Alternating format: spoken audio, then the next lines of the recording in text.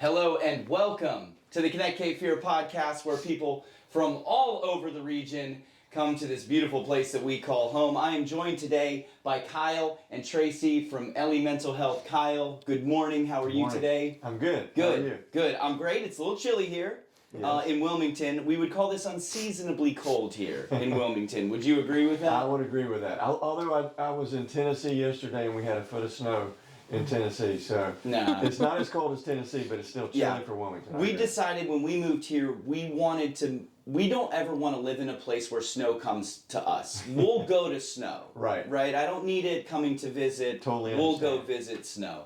Traci, good morning. How are you doing today? Good morning. I'm doing well, thanks. Good. And so I don't mess up anybody's titles or roles with Ellie Mental Health. Traci, can you tell us a little bit about what it is that you do?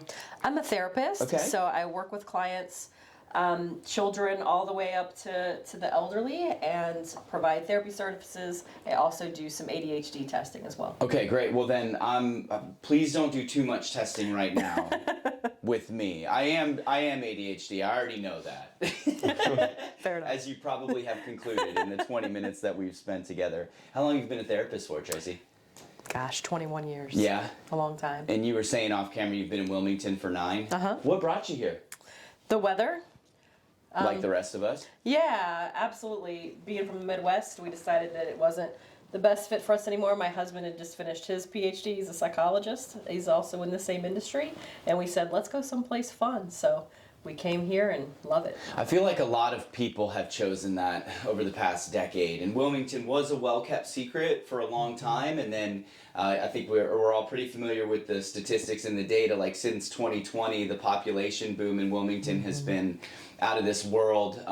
Charleston and some of the other areas in the region were taking the brunt of it. And then all of a sudden people are like, I'm not going to those places. There's too many people here. We're going to Wilmington. Yeah. What brought you here, Kyle? How long have y'all been in Wilmington for? So I used to work here in a previous job. I was a pharmaceutical rep for 30 years, and about half of that time I spent in the Wilmington area. So that was my first experience with Wilmington, and got me accustomed to the area, and love it here. So tell me a little bit about Ellie Mental Health. Is this your business that you own, just kind of break it down for us? Okay, let me break it down for you. Okay. So after I retired from the pharmaceutical industry, I got bored and bought a franchise, Ellie Mental Health. And Ellie comes from Elephant. The founder of the company, they were trying to find a good name for the company, and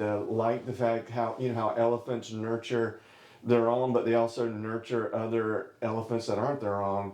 And that's where the term or the word Ellie came from. It's not someone's name, it came from elephants.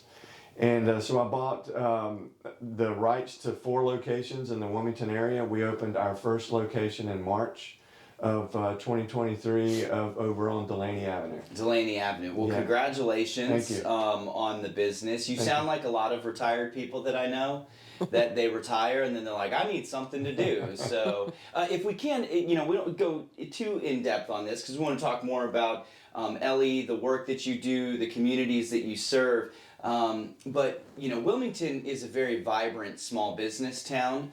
And so, can you just kind of inform a little bit, like, why did you decide to start a small business here in Wilmington? What was the call for you? Well, so this industry, the healthcare industry, was a calling for me because I was in the healthcare industry for at the time I was with a pharmaceutical company.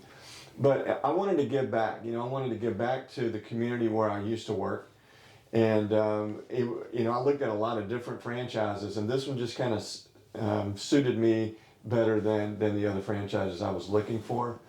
And it's a great location, and we're happy with the way things are going right now. That's great. Yeah. Traci, in your 21 years as a therapist, have you seen more people needing therapy than what we're seeing right now? Yeah, absolutely.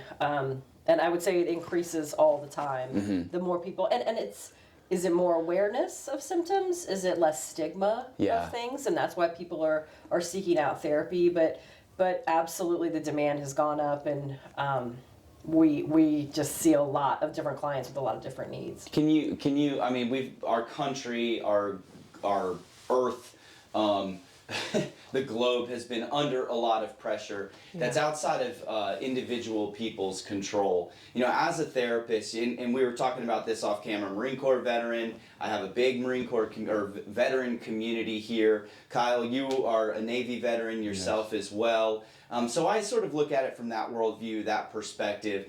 You touched on a couple of different things that I think are so important, like the stigma coming down for people going to see a therapist is totally different than it was 10, 20, probably even 30 years ago. I remember when I was young, I'm coming up on 40, like if you went and saw a therapist, it was very hushed tones. You know, there's something wrong with Traci. She's going to see a therapist.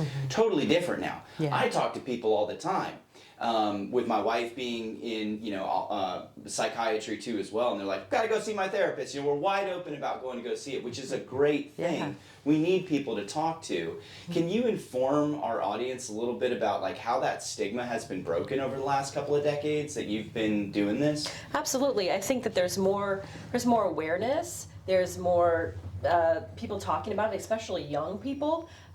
Terminology is something that's not scary anymore that a lot of people utilize.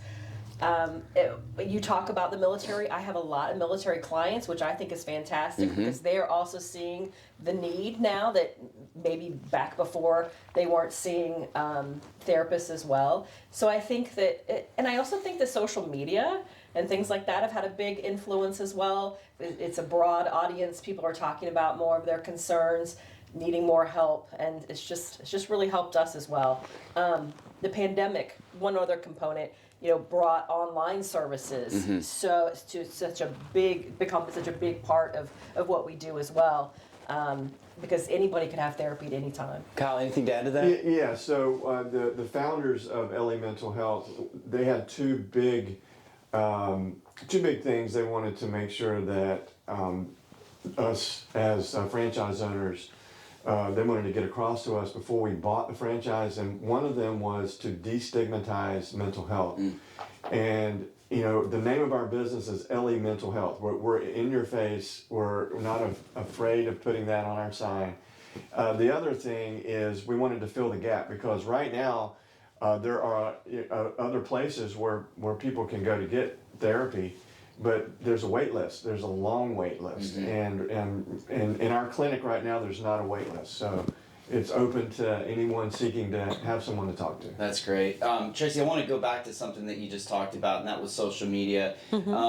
I come from that generation where I was still in the analog world, but I was kind of the first of the youth to have a phone put in my hand and grew up with the social networks. I was on Facebook before everybody else was allowed on Facebook. You had to have a .edu account. I don't think we've had enough time to really be able to study this in full, but I think social media can be both helpful, but also a detriment when it comes to our mental health. It creates a ton of pressure for young people and even people like myself, just a small business owner who feels like I need to keep up. Yeah. Am I putting words in your mouth, or from your professional point of view, is there some truth to that? Absolutely. I think the comparison, as you said, can be really challenging because, as we know, everybody puts the best parts of their life on social media, and that's what we see, and then people compare, and then they feel, not so great about themselves. The other big thing that I see in my practice is doom scrolling. So I see folks that will scroll for hours on end, causing them to just feel pretty sad. They can't sleep because the blue light is there all the time.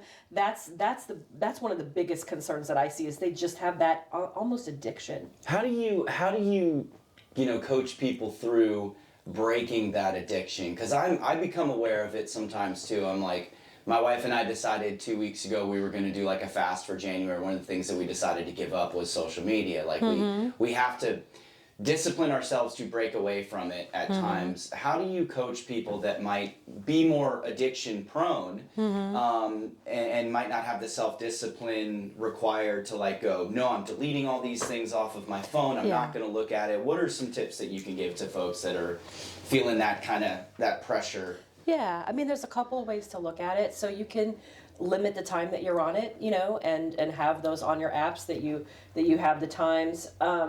You can also go cold turkey, like you talked about. You know, I'm going to do a dry social media. Now work through January, February, Right. And see how that feels. You know, just being aware of it, I think is what's really important. And so distracting yourself from that. So if I'm feeling that urge, what else can I do? So we'll talk about what could you do? Could you watch a calm app, something meditative to help you relax? Look at waves, read something, you get outside and get fresh air. You mentioned grounding earlier. I love that. Do a grounding exercise. Any of that will help calm you and kind of steer you away from it. As a ADHD or ADD person who gets really overstimulated because I have a lot of work and I'm ambitious and I have young kids and I want to be there for my wife and my daughters before anything, that technique when I'm feeling overstimulated has been like the best for me. And part of the reason why we moved here was like, okay, I'm going to drop the girls off at school and I'm going straight to Wrightsville Beach. I don't care what the temperature is, but I'm going to put my toes in the water and in the sand because it really helps, I guess, parasympathetic or sympathetic, one of those two, sort of reset that vagus nerve and just makes me feel like, okay, I'm good. I can like tackle the rest of the day today. Absolutely. And I recommend that all the time. Yeah. Really. And getting out. I mean, water, of course, as we know, any kind of water, any body of water, even watching water has a calming effect. Yeah. And getting out, getting some fresh air, seeing the trees, the birds, listening to the sound, listening to the wind, that brings us back, as you said, grounding and, you know, feeling a little bit more of that homeostasis. I had a chance to interview Dr. Wallace Nichols, who wrote Blue Mind and the brain-body connection between being on, in, around, near, or just looking at water. That's awesome. It was a life-changing. His book changed me for the better, and then getting to talk to him was even more profound to be able to hear all the research and science that went into it. So book plug. Blue Mind. Dr. Wallace Nichols. Kyle, tell us a little bit about, if you will, the impact that your business makes at the community level and why it's so important to have, like you provided, easy access to something where we say right on the front door, this is what we do. Yes, so in addition to being available, to having therapists that are available for anyone that wants to talk to someone, we also take all the major insurances in this area as well. So with the exception of one, I think that the majority of insurances are covered under Ellie Mental Health. But you know, it's near the hospital. We're on Delaney Avenue. We're sort of central to town, but you know, we're going to have other locations pop up in the next few years, and I just think that we're filling the gap. We're doing what we set out to do was to make it more available to more people. That's great. So near the hospital now, like off 17th, 16th area? Yeah, right off of, there's one that goes one way and one that goes the other. Yeah, 17th goes out of town, 16th goes into town. Are we on the 17th? 17th? Yeah. Or I flip that. 16th goes out of town, 17th goes. I never remember. I just know that I get on it and I'm going towards or away from all the hospital. locals will know what we're talking about. Yeah, exactly. But the it's on Delaney, which kind of is like a half loop from one part of 17 to the next. Okay, great. And then where are the other locations going to be? We're going to open one in Leland. Okay. We're going to have another location in Ogden. Okay. And then we're going to have one in Wrightsville Beach. Okay, so all the areas that the community is growing into. Right. That's so great to know. One of the things we like to talk about here on this podcast, and we've touched on it a little bit, outside of just communities that we serve through our businesses or communities that we serve through our time, talent, and treasure. Veterans is one for me. I'm sure that it's probably very close to home with you too as well, Kyle. But what are some of the ways that you guys like to personally give back? Well, so I'm not in Wilmington as much now as I used to be. Okay. So I'm involved at my local church. We do things for people that are disadvantaged and need help. The homeless people that don't have a place to sleep. We try and help those people out. But, mainly just trying to help people out that don't have the resources to help themselves. Yeah. You are in the unique position where Your business is both a for-profit venture with for not not trying to be clunky with the wording there. Businesses exist to make money, but you also have a business that exists to serve the community in a very meaningful and impactful way. Right. So you kind of get both that. You get the emotional paycheck and the actual paycheck. Well, that that's comes what I with said in the doing job beginning, that you do. just giving back to the community. I have a lot of contacts here when I used to work here, and we actually, those same contacts are giving us referrals. Mm-hmm.